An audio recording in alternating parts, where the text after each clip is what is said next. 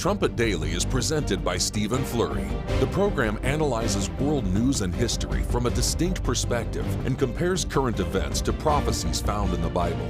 The program also offers free educational publications, including the Trumpet News Magazine and books and booklets.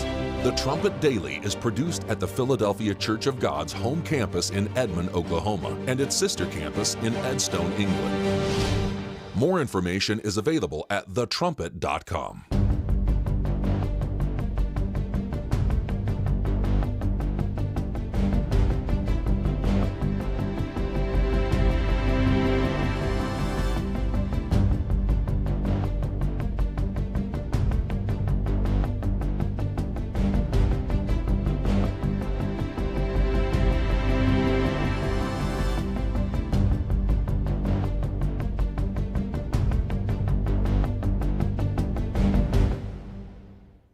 The Trumpet Daily program begins right now. Today's world news, what it means, where it's taking us.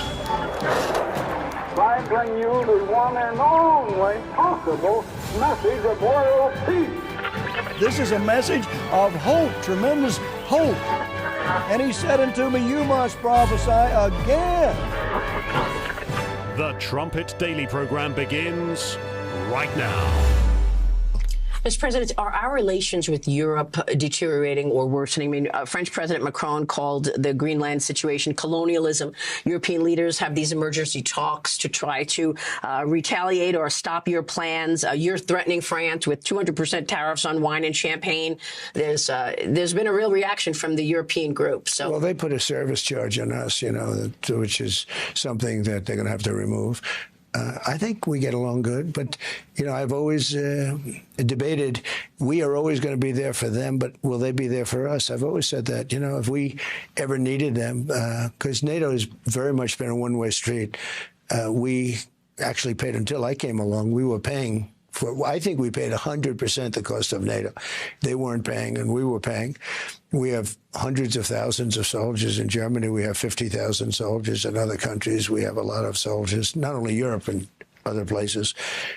And, we want that to be reciprocal. We want to be liked and respected. So I've always said, and we get along very well with NATO, I think, but I've always said, will they be there if we ever needed them? And that's really the ultimate test. We are not at the mercy of this new world order. We do have a choice. We can shape the future.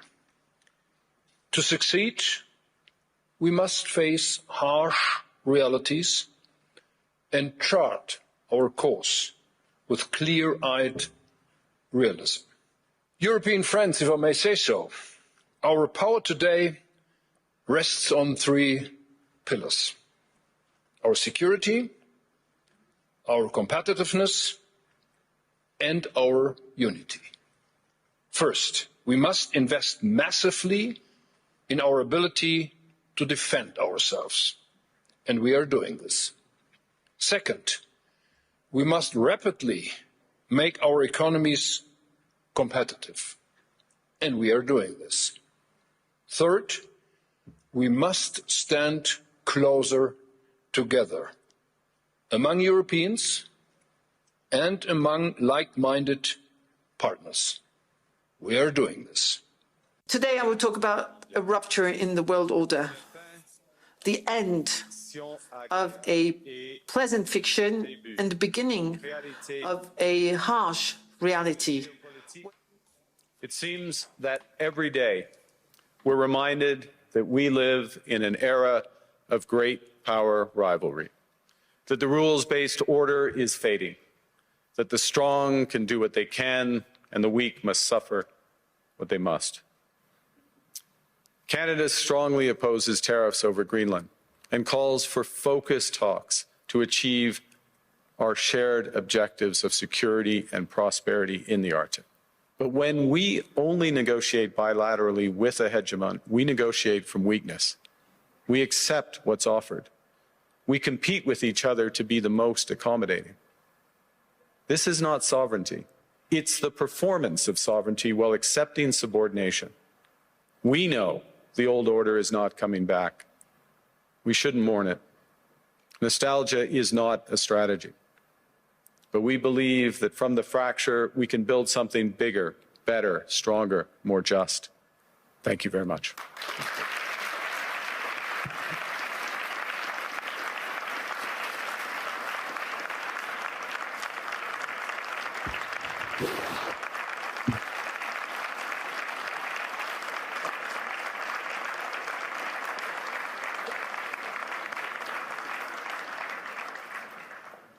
Canada gets a lot of freebies from us, by the way. They should be grateful also, but they're not. I watched your prime minister yesterday. He wasn't so grateful.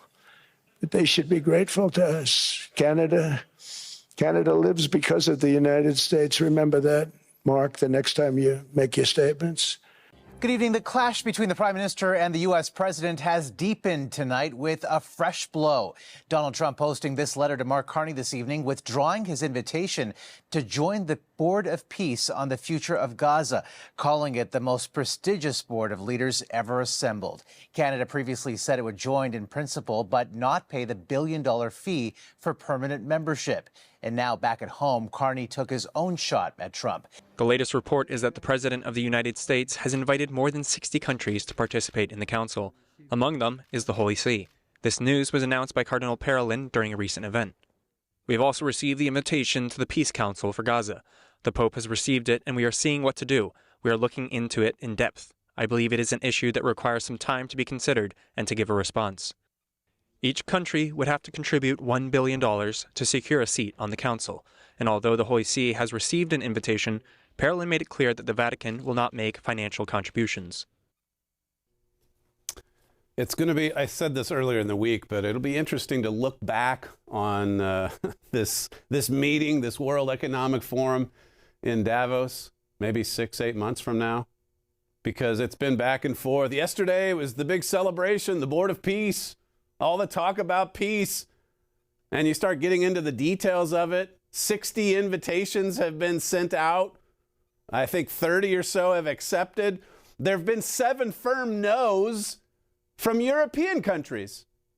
And yet you've got the Pope. I mean, the Pope's considering joining the Board of Peace. Canada's out.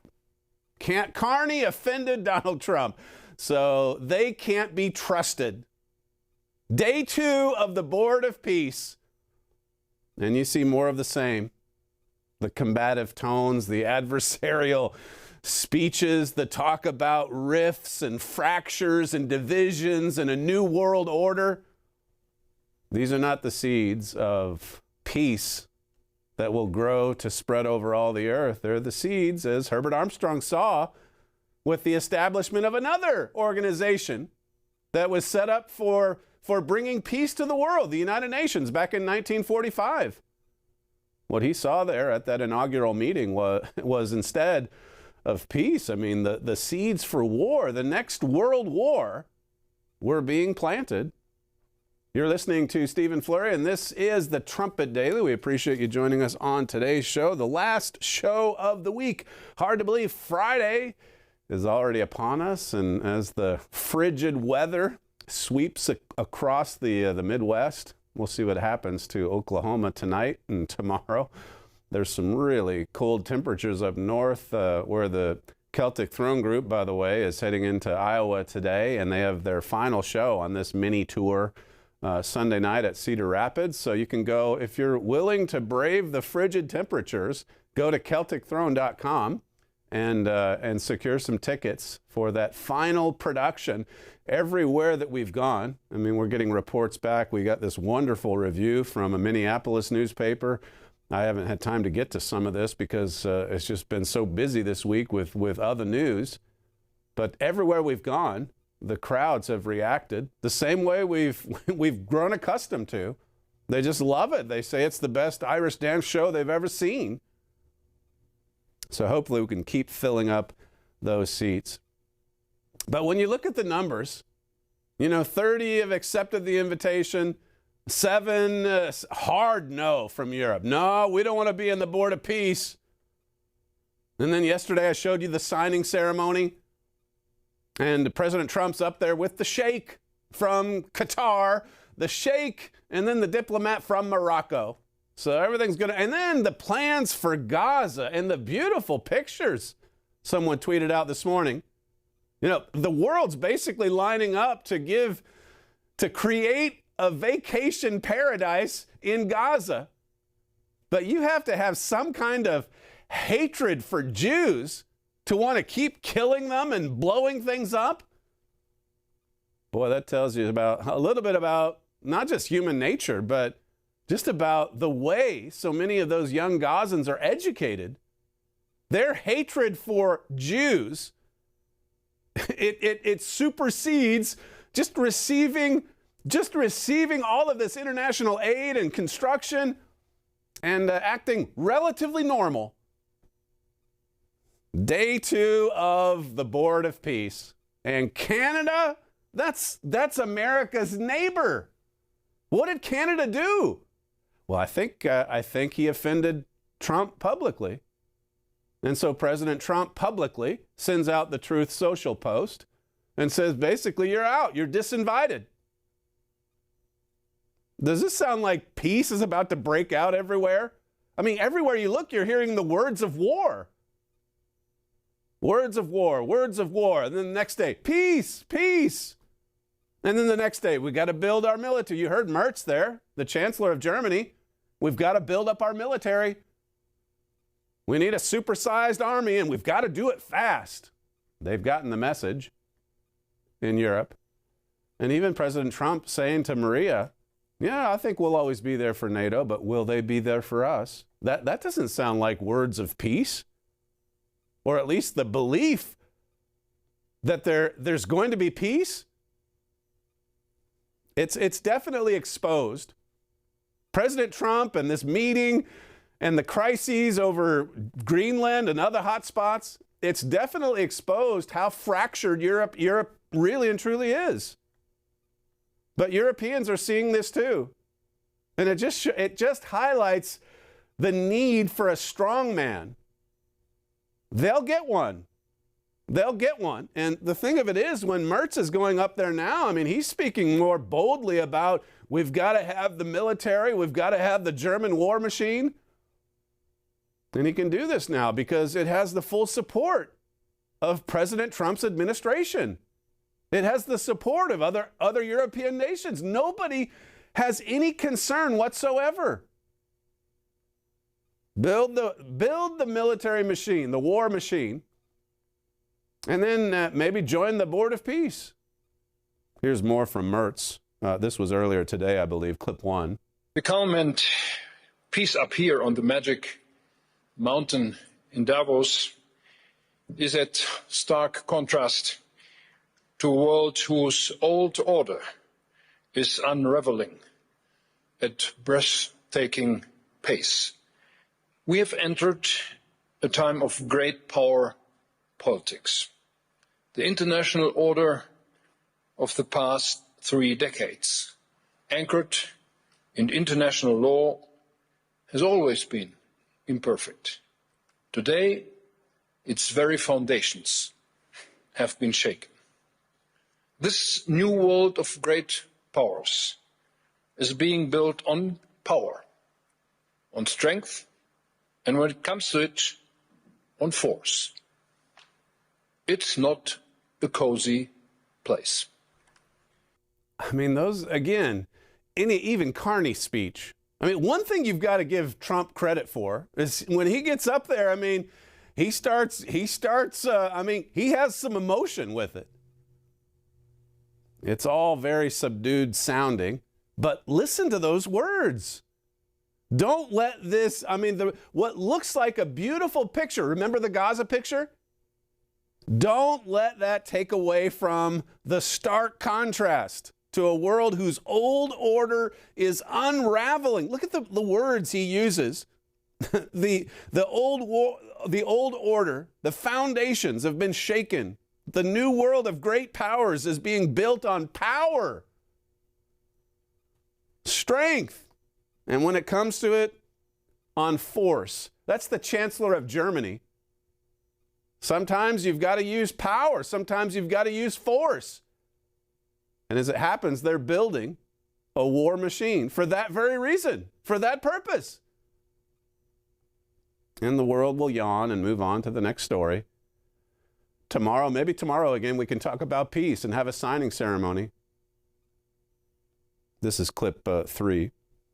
Under my leadership, ladies and gentlemen, the new German government set 2 goals. First, Germany has to regain economic strength. Second, we want to make Europe a key player again in global politics, economically, and particularly in defense.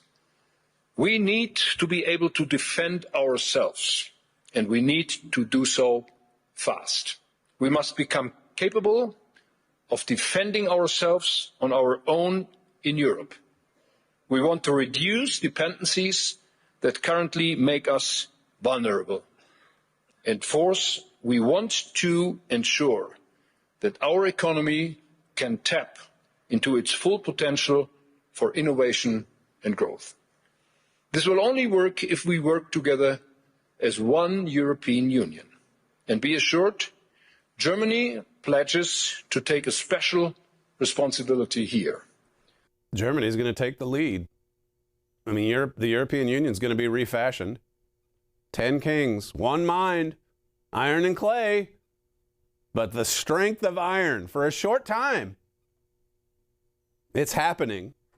It's happening. It's not like we've never said it won't be a struggle for them, because again, bringing iron and clay together, it's difficult. But just imagine, you can't imagine a German chancellor before the age of Donald Trump getting up there and saying, listen, we're going to be a key player in global politics, particularly in defense. This is new. We're entering into a new era. And then he talks in this next clip about, calling the European nations together for another conference. February 12th. I mean, that's just 2-3 weeks from now. And basically what's going to go on there, that won't be nearly as public. But what's going to go on there is discussions about aligning the opposition to Donald Trump and strengthening that union that we need so that we all can stand with one voice and making sure that we move quickly with the war machine, building that war machine. This is clip 4. Both Germany and Europe have wasted incredible potential for growth in recent years by dragging feet on reforms and unnecessarily and excessively curtailing entrepreneurial freedoms and personal responsibility. We are going to change that now. Security and predictability take precedence over excessive regulation and misplaced perfection. We must reduce bureaucracy substantially in Europe. The single market was once created to form the most competitive economic area in the world, but instead we have become the world champion of over-regulation. That has to end. I have therefore mobilized EU leaders to convene for a special summit on February 12th, at which we intend to set the course. We've got to move faster. We've got to be more efficient. We've got to remove they're learning a thing or two from Donald Trump. Get rid of regulations. Just think about how much faster everything's going to go when the strong man shows up. And when all 10 kings have that one mind, Revelation 17:12. We'll have to get into those passages soon. I wanted to do a program on them for the Key of David, Daniel 2, Revelation 17. Today, if we have time, as we get into the Bible here in a bit, I'll focus more on man's, just like we did yesterday, maybe from a different angle. But I mean, we have tried everything to make peace, to achieve peace, and we keep failing. And we keep failing to learn from those lessons from the past. Here's one final one from Friedrich Merz at Davos, clip 5. We want to have a fast, dynamic Europe and a service-oriented administration. We cannot allow our European champions to continue being dependent on capital markets outside Europe. Instead, they should be able to grow in Europe, they should be able to be financed in Europe, and they should be able to go public in Europe. The world around us is changing at unprecedented pace. The direction it takes must worry us. A world of great powers is a new reality. Europe has gotten the message. Germany has as well gotten the message. We must and will live up to these challenges. My government will do its homework and pursue an ambitious reform agenda revolving around security, competitiveness and European unity. Let us be inspired by what is maybe the most important lesson of enlightenment. Our fate is in our hands. It is in our responsibility and our freedom to shape it. This historic task lies ahead of us. Germany wants to play a key role in mastering it. And it will. I mean, this man right here, you listen to this speech, and he may well be the one that's laying the groundwork for the strong man to come in there and to move the machine forward. Power politics. It's pretty amazing to see all these prophecies coming together so quickly. And you're going to be hearing a lot about, I'll just prepare you, we're going to be talking a lot about this on this program in the coming weeks, in the coming months. He was right. He was right. I don't have that booklet up here on the table, but this is the latest Trumpet magazine, A Voice of Truth. If you haven't subscribed yet, there's no cost, no obligation. Just call our operators today and get a free 1-year subscription to the Trumpet magazine. One of our news gatherers the other day, I guess it was yesterday, we were talking about the Board of Peace, and I spent a lot of time on that on the show, and he said, what if the strong man ends up on the Board of Peace? And then he said, what if the Pope ends up on the Board of Peace as well? And then you get that news report today. The Pope's considering it. I mean, as I was saying in class this morning, what a collection of minds. You've got no Carney. He's not worthy, okay? Then you've got Donald Trump. Then you've got the Sheikh of Qatar. Then you've got the country of Morocco. And you've got now the Pope. 7 European countries, no, they don't want it. Hard no on the Board of Peace. Putin is in, Carney is out. There you go. A recipe for peace. I mean, just looking at it historically, I mean, putting the Pope in the Board of Peace, that's like putting Al Capone as your local police chief. Look at history. Again, people may not like to hear that, but look at how many wars that the Vatican has actually presided over. There's a whole list of them here. I won't take you through the ancient history. But over the last 2,000 years, I mean, that's been the history. Just like as our book on the true history of God's true church brings out that over the past 2,000 years, God's true church has been on the run from false religion, largely, fake religion. Here comes the Pope, and then out goes Carney. This was Carney following on the Davos speech he gave the other day, clip 17. Canada and the United States have built a remarkable partnership in the economy, in security, and in rich cultural exchange. But Canada doesn't live because of the United States. Canada thrives because we are Canadian. Donald Trump on Truth Social. Dear, this is out in the open for everyone to see. He leaked some of the communications with the European leaders, and now here he is saying openly, Dear Prime Minister Carney, please let this letter serve to represent that the Board of Peace is withdrawing its invitation to you regarding Canada's joining what will be the most prestigious board of leaders ever assembled at any time. Thank you for your attention to this matter. So day one was yesterday, and then day two, I guess, is today, and Canada's out. Canada's out.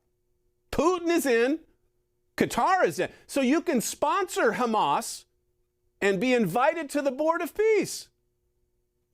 You can be a madman, a dictator, a brutal authoritarian, and murder journalists and massacre people and be invited in.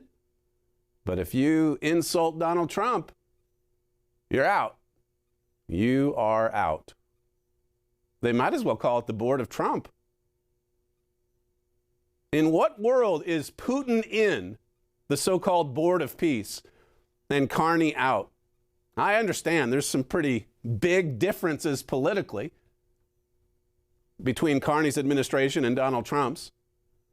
But that just highlights what we're dealing with all over the world. I mean, look at how bitter and divisive it all was when the dear leader was running the show. And he tried to assassinate Jeroboam. He tried to take out Donald Trump. That was right here at home, internally.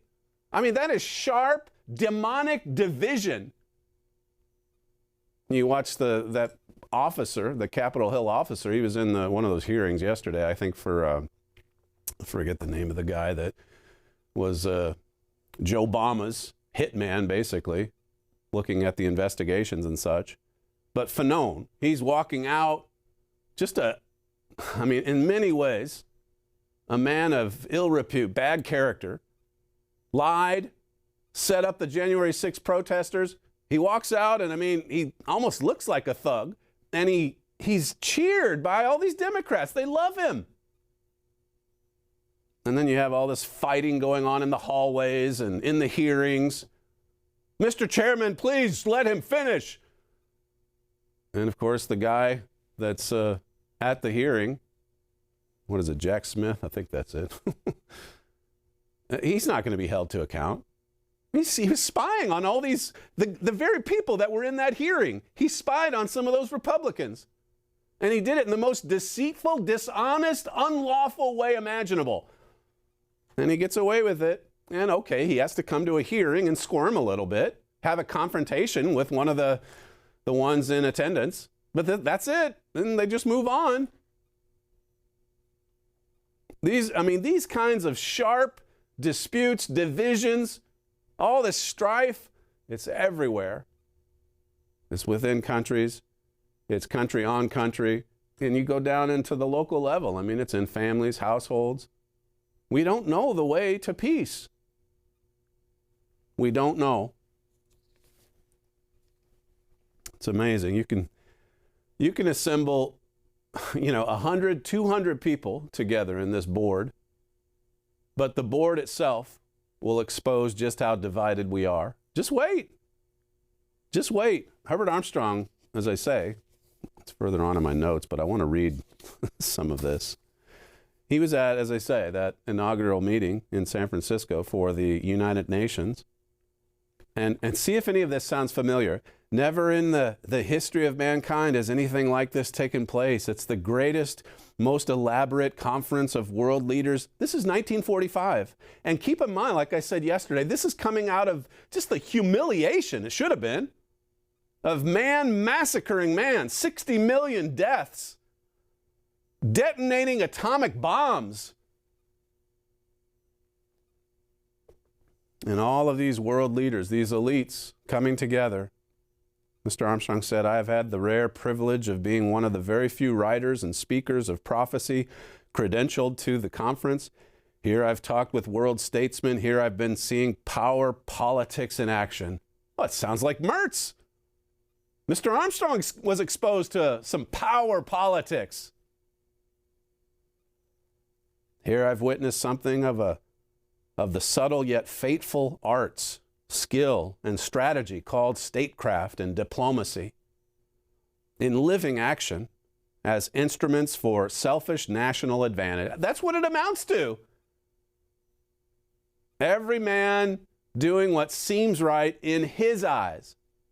Selfish national advantage. That was surely on display at Davos, even as we were talking nonstop about peace. In the plenary sessions of the conference, we hear beautiful oratory enunciating lofty aims of altruism and world peace to be printed in newspapers throughout the world for public consumption. But the real sessions, listen to this, the real sessions are behind locked doors of committee council chambers, and there the savage battle for national interests rages fiercely. It's like I said yesterday on the show. I mean, now, today, it's not behind locked doors. It's right out in the open. I mean, listen to how President Trump talks about Europe with Maria. Listen to what Carney says about Trump. Look at the 7 European nations that give it a hard no. We're not going in the board of peace. No way. Qatar, pro-Hamas. Yeah, sure, we'll join. Putin, I'm open to it. How does this work? How does this work out in the end? Mr. Armstrong said this, already I see the cloud of World War III gathering at this conference. I saw it first as it was injected indirectly into every press conference. We learn of it in private talks with delegates in hotel lobbies. The nations can have peace if they want it, but they don't want it. They want gain at the expense of others. I mean, this is coming from a man who understood a lot about human nature. Nations want gain at the expense of others. And you see it going back and forth. And Trump saying to Europe, look, we've given you everything. And in a lot of ways, he's right. And all we want in return is Greenland. But there's got to be a fight, you see. Europe's against that. And then they come to some sort of agreement. And we'll see how long that holds. But then European leaders, I mean, Merz is saying, look, we better get together in February. We've got to figure out a strategy here. And we got to move fast. He says, yes, the efforts to form a world peace-enforcing government here are proving in themselves a continuing contest punctuated by constant strife. It's exactly the same this time around. It's a contest, it's a competition, and it's punctuated by constant strife, bickering, fighting, inviting, kicking out, you name it. What a collection of minds. Mr. Armstrong said all the evil in this world traces back to clashing minds. That's what we're seeing today. Minds are clashing.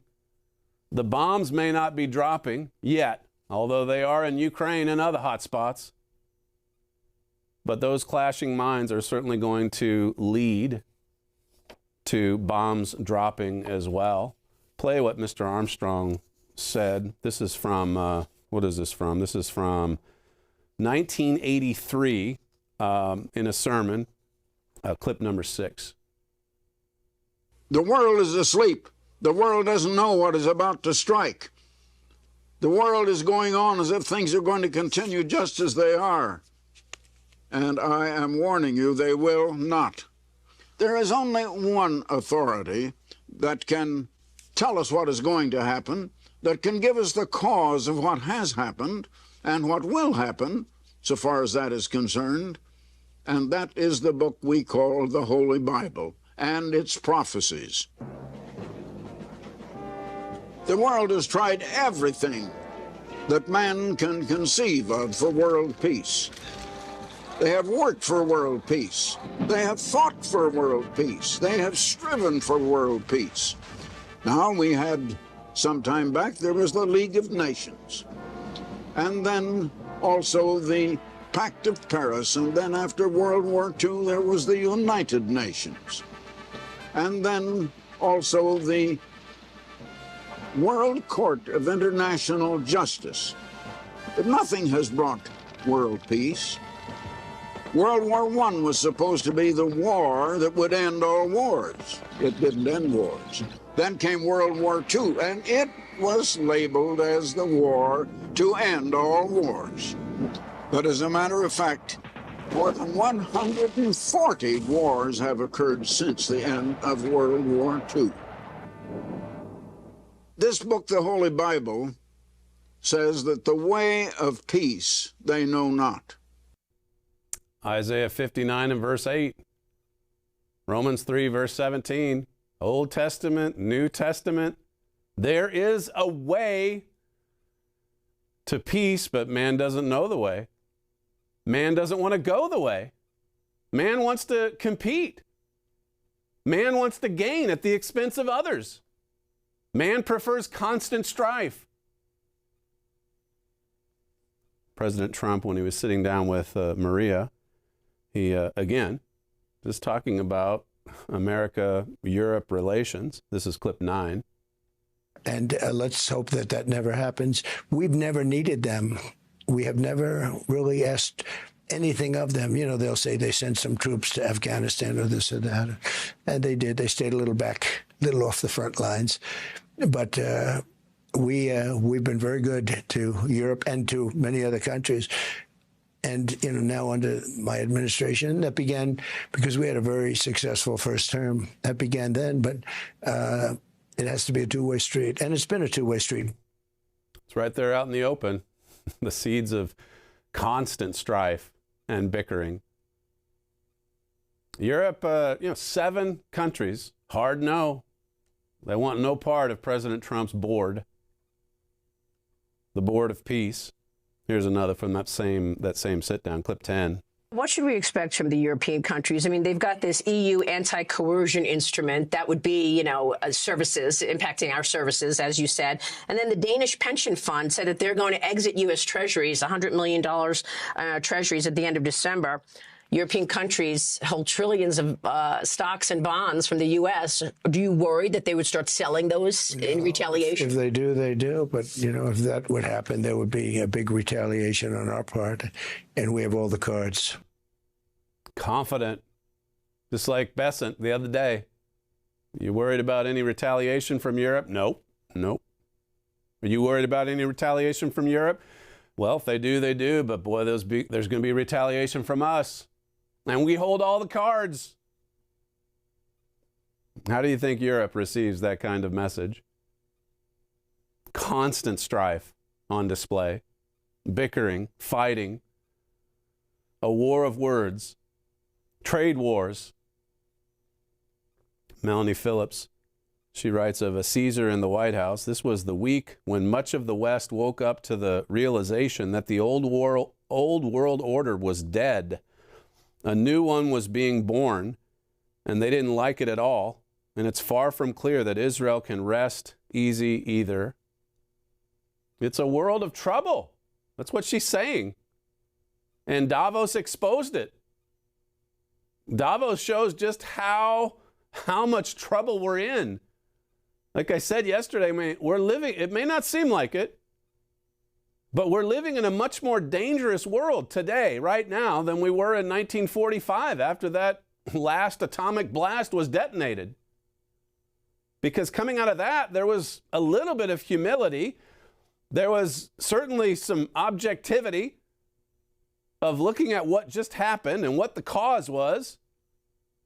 There was a resolution, basically, to make sure that Germany was kept down and would never be allowed to remilitarize. Imagine if MacArthur and Churchill and Roosevelt, imagine if they came out with this strong, firm position. Listen, one lesson we've learned from World War II is that Germany is not going to be allowed to remilitarize for 80 years. And then it's okay. Then it can go forward. Then it can build another war machine. I mean, we are just lost in the present. We can't even go back a century and learn valuable lessons. We're certainly not going to go back centuries before that and see how the Vatican was involved in one war after another. Look at the Crusades. And now here they are.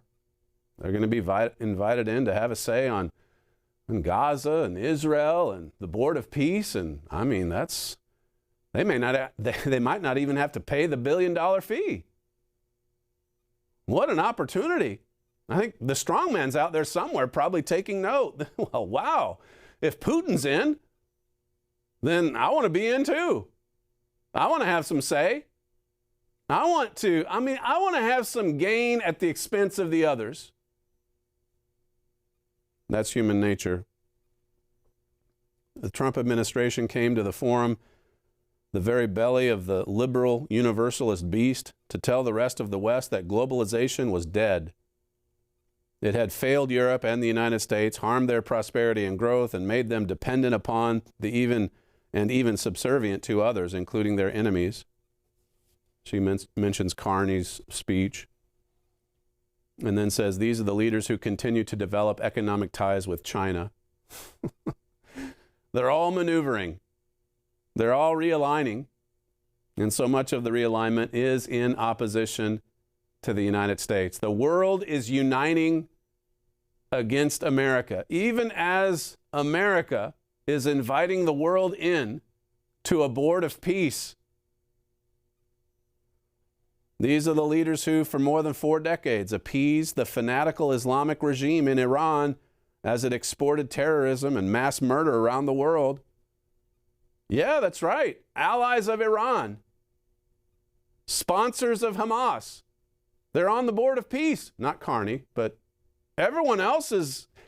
President Trump said it the other day. We want everybody in the board of peace, except for Carney.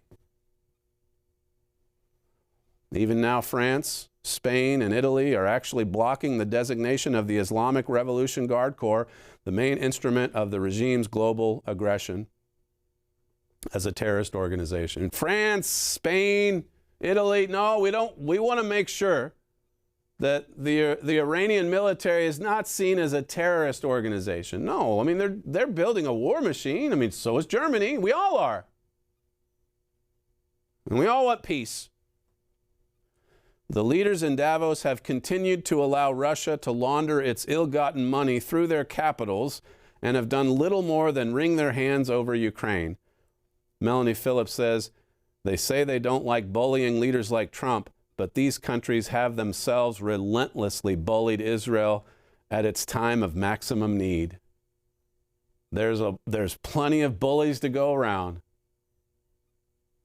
Bullies on the board of peace. Maybe we've thought about alternative names. Board of Trump, Board of Peace, with board spelled B-O-R-E-D. What about the Board of Bullies? That might fit too. Play another one from Mr. Armstrong. This is from 1984, clip 7. Man without God is all mixed up. He cannot solve his problems. He can think of material things. He can get along with matter. But when it comes to get along with other minds, that's where the trouble comes. One mind does not get along with other minds, and so we have troubles in the world. And that is the source and the foundation of all of our troubles in this world. That's why the Apostle Paul wrote, let this mind be in you which was in Christ Jesus. But Adam rejected that mind. He rejected the mind of God. He rejected reliance on God. Said he would rely on himself. And mankind has been doing that ever since. Nations have trouble. Individuals have troubles. They can't solve their troubles or their evils. So God closed up the tree of life. And he closed it until the second Adam, Jesus Christ, would come. We read from John 5 today in class. Beautiful passage. Man has been relying on himself. That's why we have all the troubles. That's why God describes the world as wicked.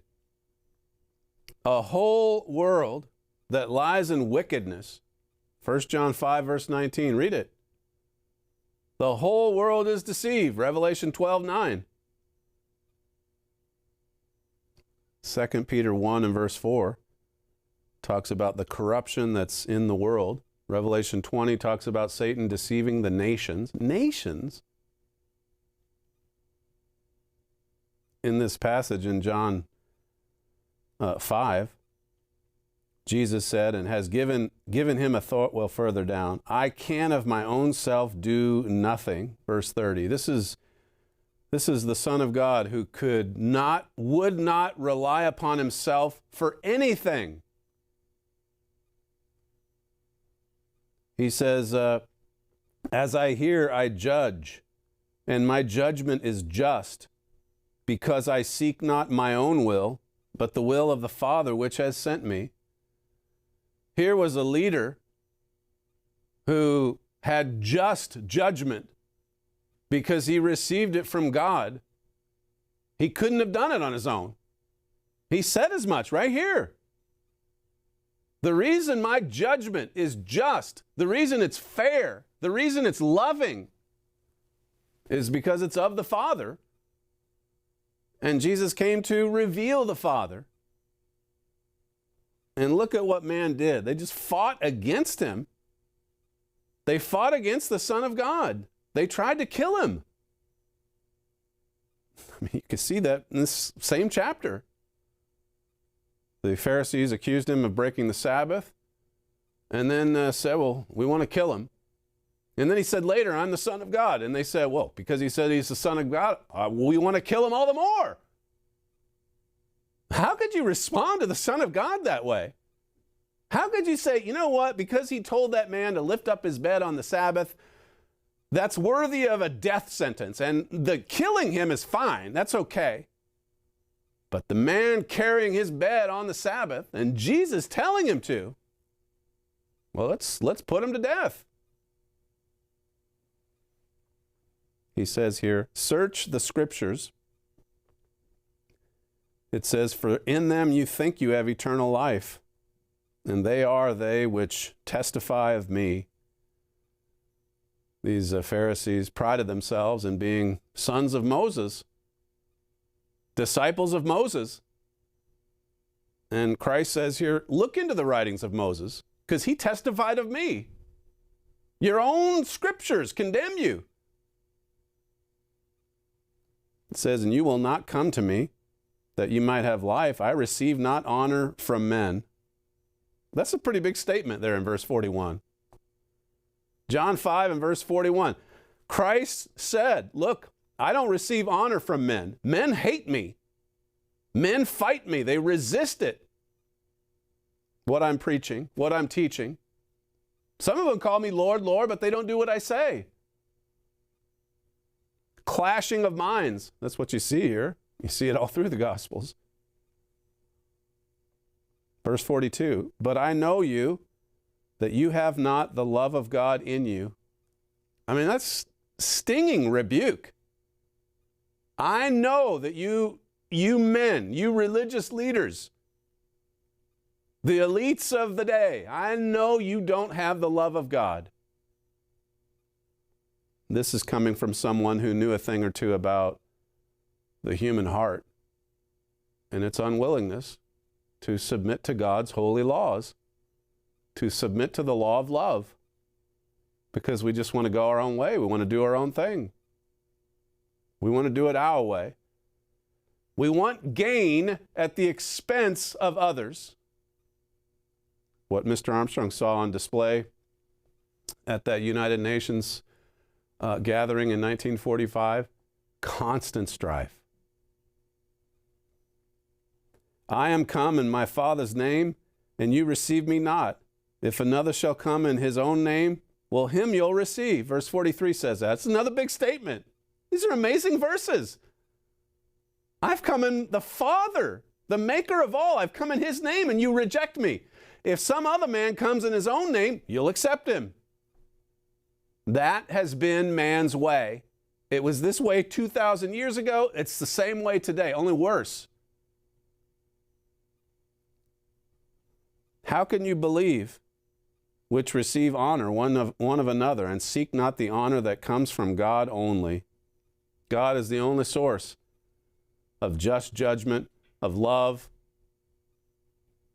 We have to go to him. It says, do you think that I will accuse you to the Father? There is one that accuses you, even Moses, in whom you trust. For had you believed Moses, you would have believed me, for he wrote of me. Well, they didn't like that. Moses wrote of Christ,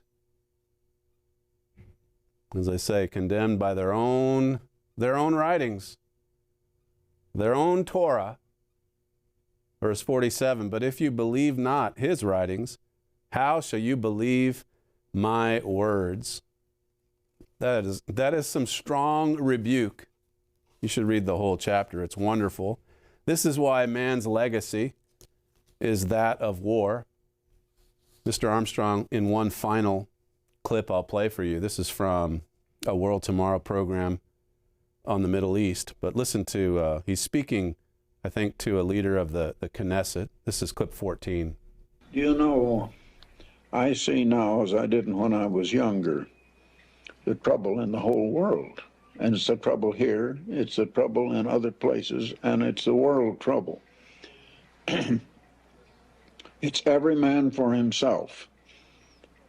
People will join together and ally in groups, provided that group can be against some other group. It's person against person, group against group. Two cannot walk together in peace except they be agreed. If there's contention, and if they're in a bad attitude and one is trying to get the best of the other or take from the other, you have no basis for peace. Now that's the trouble in the whole world. Said of cooperation and unity in the right attitude and spirit, we find people joining together in conflict with other groups, one group against another. Now, in World War II, the United States and Britain were fighting against Germany. Now they try to ally with Germany against Russia.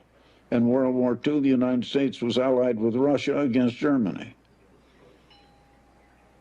And we ally, and then we change our alliances. And we don't see it all gets back to a basic attitude of mind and way of living. And we are going to have world peace. We're not going to have it man's way as long as man wants to organize as he's doing. This group against that group, this nation against that nation, this individual against that individual. It just can't be. You're right. You're right. I don't know who this member of the Knesset was, but he was right. He's perfectly describing where we are today. Dangerous times, perilous times, said Paul. This was a voice of truth, as we say on the cover of our latest Trumpet magazine. If you don't have a subscription, there's no cost, no obligation. Call our operators today and request a free 1-year subscription. I'll end a couple of minutes early because it's Friday, which means we have the latest installment of WorldWatch. You're listening to Stephen Flurry, and this is the Trumpet Daily. Thanks for joining us today. Thanks for joining us in a very exciting week of programs, and we'll see you next time.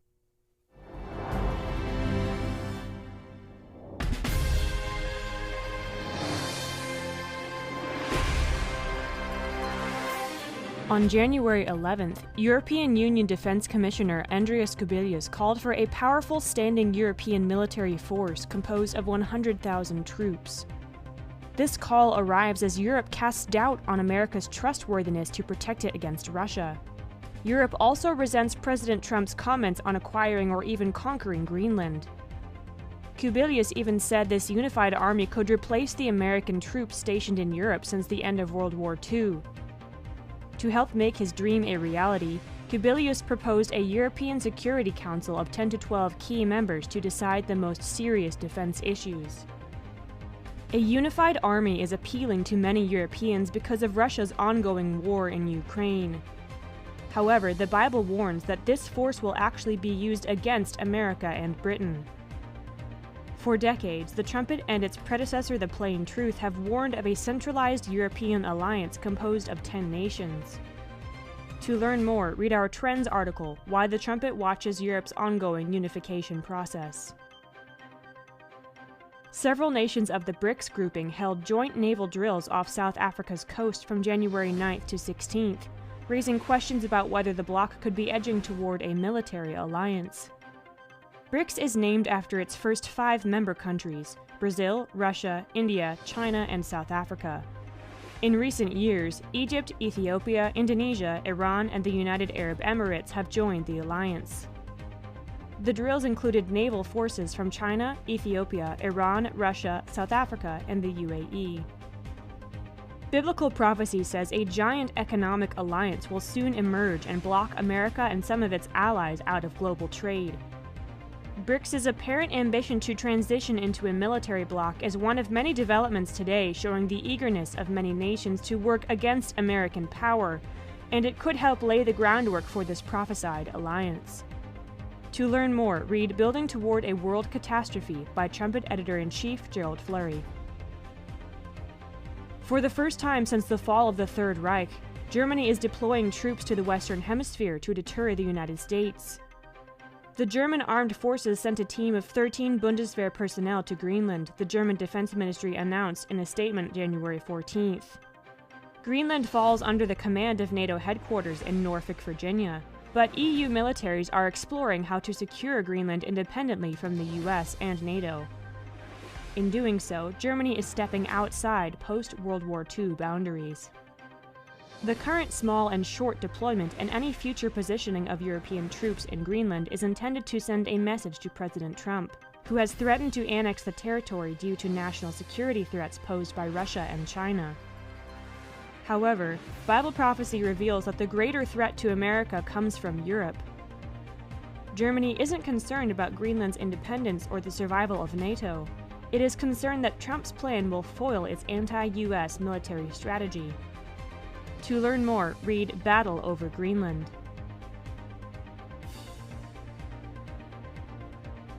To learn more about current world news and how it relates to Bible prophecy, please visit thetrumpet.com.